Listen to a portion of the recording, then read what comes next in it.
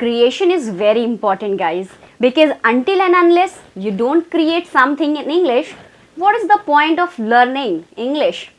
It's no point, because creation leads to communication, guys, either in the written form or... Hi everyone, my name is Shalima and welcome back to my another session of learning English and improving your English speaking skills with me. So in today's lesson, I am going to address something that is very important, that is important for your everyday practices. Alright? Yes, everyday practice, that is how to practice English every day. How to practice every day in order to maximize the result, in order to maximize the kind of results where you are getting for your fluency and overall improvement of your English. So yes, today's lesson is going to be extremely important, guys, because it is important to practice every day, and that is one question in our mind of each and every person, how to practice English every day so that they are able to improve their English, how to bring variety into the practice, and it can create a lot of confusion, guys. So let's start with today's session about how to practice English every day. So are you guys ready for this? If you are ready, please let me know in the comment section. Alright, so before beginning, please subscribe to the channel so that you can get all the lessons which I post for you on this channel, and please like the video and share the video with the friends, to your loved ones and the person who need this. Alright, so coming back to today's lesson, how to practice English every day. Now this is a very important lesson, and this lesson is going to be divided into two parts. When we say practice every day, there are two major parts: what to practice and how to practice. So that's very important to know that what to practice. If you don't have any kind of basic content to practice, then how are you going to practice? It's very important what to practice and how to practice, and we will dividing this particular lesson into two parts. So first of all, let's begin with what to practice. So let's start with the first part of this particular lesson, what to practice. So obviously content is required to practice majorly. When you are practicing every day, we want something that can be easily practiced, that's easy to take up because you have to manage it with your everyday task, other task, your life in general. You might be a student, working professional, any other person. Even if you are not right now a working professional, still you have your life. All right, obviously you have to manage learning with that, so you have to fit it into your schedule, okay, daily schedule. So we have to do something where we are not burdening ourselves with the practice, with the learning. You are not taking it up as a task that we have to do this. All right, so we have to do that. Instead, let's keep it light. For that, I am going to suggest you guys two things that you need to do, that is consuming content and then creating content. Okay, when you are taking up everyday practice, you have to take up task related to number one, that is consuming content. Always begin with the task where you are going to consume content. Now guys, how to consume content? Obviously consuming content means to read English, to listen English, and that is engaging in receiving content in English. That means receiving information in a particular language, receiving the language, because your brain must receive something, some information, some content in the particular language in order to be conditioned to be able to speak fluently. So our main goal is speaking fluently. Depends on how much of quality content you are consuming. Begin with one task of consuming good quality content in English. It can be either in the form of reading, listening, watching, And there are 3 tasks involved. Either you can read something, you can take up anything to read depending on what you want to read. If you are reading a book, all right, and you can continue that for several days, it's very good option to do that, right? You can take up any content to read, otherwise you can begin with watching something in English. Now, watching something means you are also engaged with the video, not just listening to the audio, but you are actively watching the video. And the number 3 is you are slowly depending on your auditory skills, auditory senses, that is you are listening to an audio without a video. So these are the 3 ways, guys, to consume good quality content in English. And you can take up anyone to begin with one of these tasks and give 10 minutes to it. That means you have to begin with 10 minutes of consuming good content in English. 10 minutes of consuming content in English, that's very important. Now what to do after that? Once you are done with it, we have to move on to the creating the content creation. All right, we are consuming it so that we can create the content. What is creation? Speaking is the majority creation task that you do in English, because what is a language? We use it to communicate verbally, and that is through our words, through the sounds that we produce, and that is what we want now, creation. Creation is very important, guys, because until and unless you don't create something in English, what is the point of learning? It is no point, right? Because creation leads to communication either in the written form or in the spoken form. So yes, these are the 2 ways to create English, that is either through speaking or through writing. Now because you want to become fluent in English, I would suggest majorly your focus should be on speaking while creating content.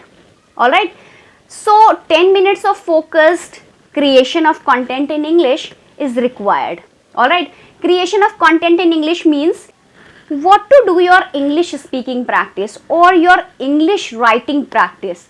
But as I suggested, that if you are focusing just on speaking, majorly on speaking skills, then speaking must be given more priority to. All right, but do not neglect writing also. Altogether, that's a request for you guys. So the second task that you need to take up is creating content. That is your speaking practice for 10 minutes, next 10 minutes. So roughly you are giving 20 minutes altogether. So this is what we have covered in what to practice now, and I am going to tell you how to practice the part 2 of this particular lesson. All right, that is how to practice every day. Now coming to the part 2 of this particular lesson, that is how to practice every day. Well, how to practice every day is all about management. Believe me, what to practice is the content, the task that you need to practice. You need to practice in order to improve your English. Now how to practice every day? Now I am going to suggest some tips to you. 3 tips I can say that I have in order to know how to practice it in a correct manner. So guys, the task, everything, but how to take up this practice in the correct manner, how to manage it properly, let's discuss. All right, so the tip number 1, I'm going to share the tip number 1. So the tip number 1 is to set particular task. Now I have told you about certain tasks that you need to take up for practice English every day, but you need to set particular tasks for every day.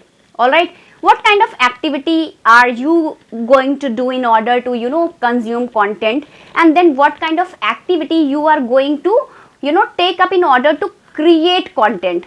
Do your speaking practice. For example, what kind of task should I set and what should I do? So you have to set something like that. All right, set for, you can use these tasks Okay, you can use some other task also. You can use some other task if you are able to come up with new tasks, set them for that particular day, and you have to just take up 2 tasks, right? And I am giving you 5 tasks. All right, so try to mismatch all these tasks and try to set them accordingly. All right, accordingly to your requirement for consuming and then creating both. All right, so there are going to be 2 tasks, right? And these are the example tasks. Take help from these tasks, and set your task prior to practicing English. And prior to practicing, you can just set them one day before, or you can set them at the beginning of your day as soon as you wake up, or set those 2 tasks so that you can easily practice whenever your schedule, the time arrives in the day, you are able to practice it easily. And let's talk about the tip number 2. So the tip number 2 is to stay flexible. Now what do I mean by stay flexible? See, there are going to be times when you might not get time to practice English, when you are not able to practice your English on the set time, and you set your for yourself. For example, you have set the time for like 7 to 7:30 or 8 to 8:30, but you might have to attend a meeting online, or that particular time you might require to go somewhere else.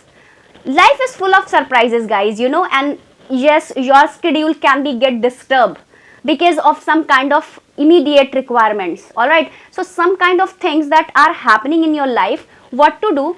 Should you neglect the practice altogether? No, stay flexible. If you are somehow missing the time on practicing English on that particular day, try to manage it. Try to manage that particular time, maybe reduce some minutes, okay? Or instead of 10 minutes of one task, you can do it for 5 minutes.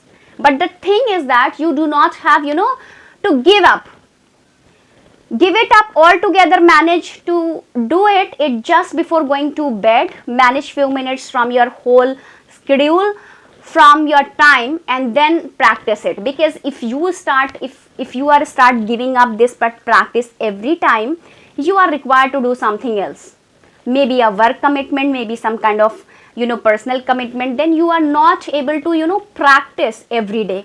So because you have an excuse, right, and you start using that excuse every time.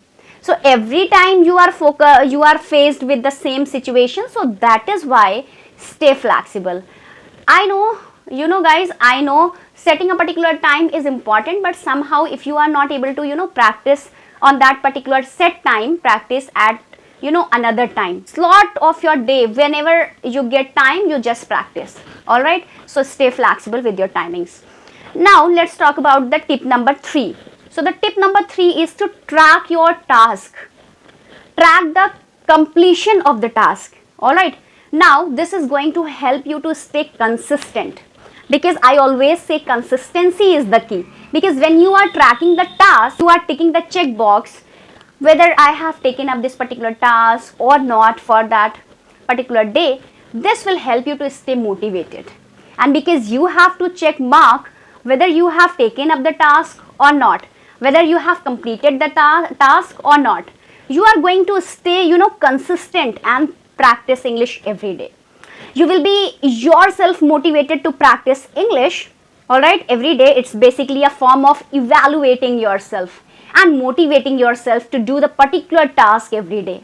All right, so every day, because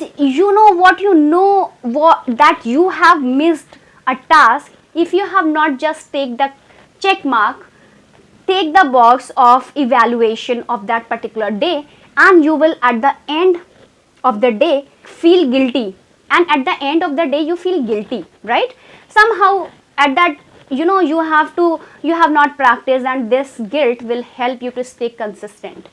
All right, so because you do not want to prove to yourself that you have somehow missed it, or you are not able to to do it, because it shows some kind of weakness. So according to human psychology, guys, we do not want to show that kind of behavior, I can say the weak behavior, even to our own selves. That's why tracking your particular completion of task would help you to stay consistent, because you would want to win from yourself, and you are your own competitor. And when you will become your own competitor, guys, you will win the things. Literally, I'm telling you. And you want to win that. Why? Because you are going to practice every day to stay consistent through this particular activity of tracking your task.